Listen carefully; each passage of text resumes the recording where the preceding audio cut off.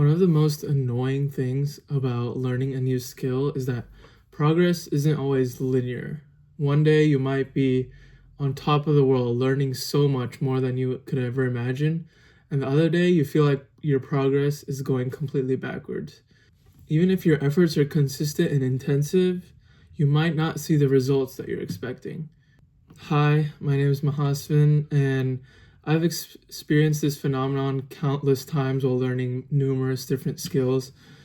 And what's important is that there is a pattern to the the results that you get, and it follows the learning curve.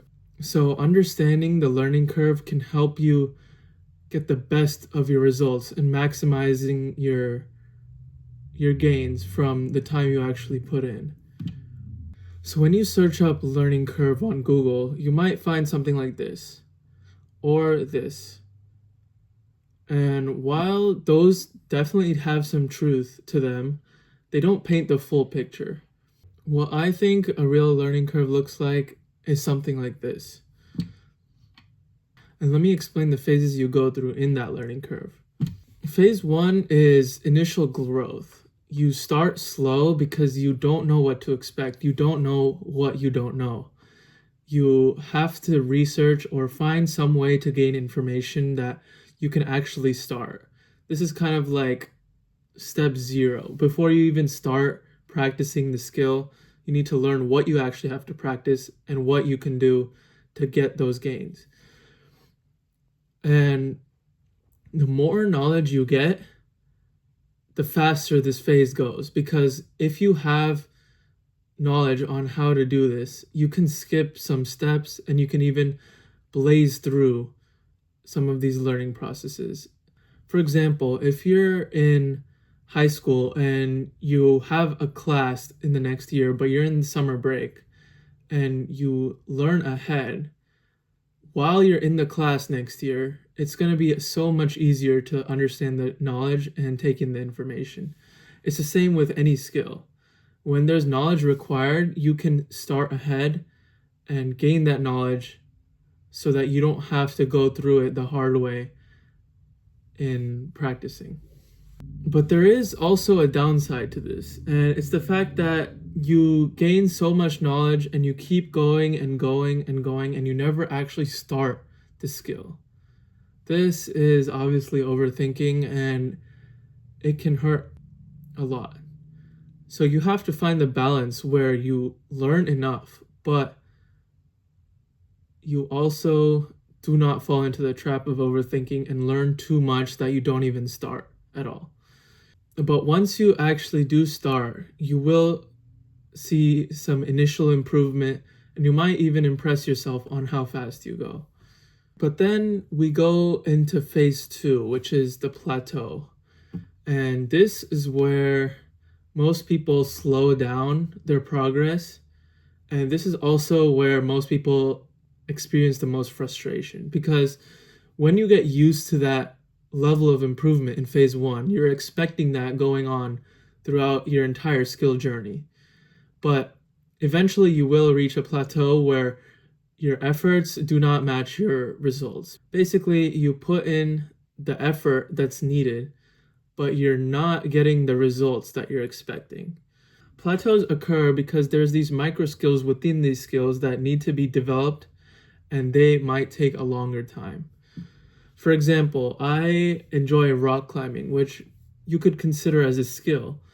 And going through the first few levels is quite simple, but going to the intermediate skills can definitely be harder. It's considered a plateau at level 4 and level 5 because the strength you need has increased. And although your mind can keep up with how you have to climb, your strength might not be able to keep up. You have to train your body to adapt to those situations, and that can take time, weeks, possibly even months. So that's why it's called a plateau at V4 and V5. And sometimes these can happen due to strength, sometimes these can happen due to something in the mind, but understand that it's completely natural in any skill, and you just have to push through it. And the unfortunate thing is, in a skill, there can be multiple plateaus. It depends on how sophisticated and complex the skill actually is. And the third phase is expertise, basically where your goal lies, most likely. Because this is the phase where you look up to, basically. You hope to get there one day and you reach that level. So in one way, that's an amazing thing, but the downside to the third phase is that as you put more and more effort, your returns get less and less. It's like the law of diminishing returns. And basically you need to have more motivation and discipline to keep on going, because it's natural in any skill where you as you get better and better, the margins for improvement get less and less. And this is why there are less professionals in any skill you can see, whether it's cooking, whether it's a sport, whether it's even solving a Rubik's Cube. Getting to a 10-second solve is incredibly difficult and takes years of, it can take months or even years of discipline and hard work. And it's harder for people to go through that journey themselves, which is why there's such few people at the top of the top. Sometimes in the third phase, the smallest of margins, the smallest of things can make a difference.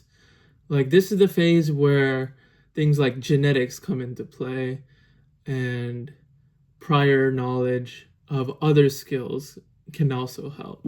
But overall, getting to this phase is the milestone. It's where you want to be in a skill, and it's the final step of the journey. So the best way to maximize all three of these stages is that you just need the awareness to actually know what to do in these three phases.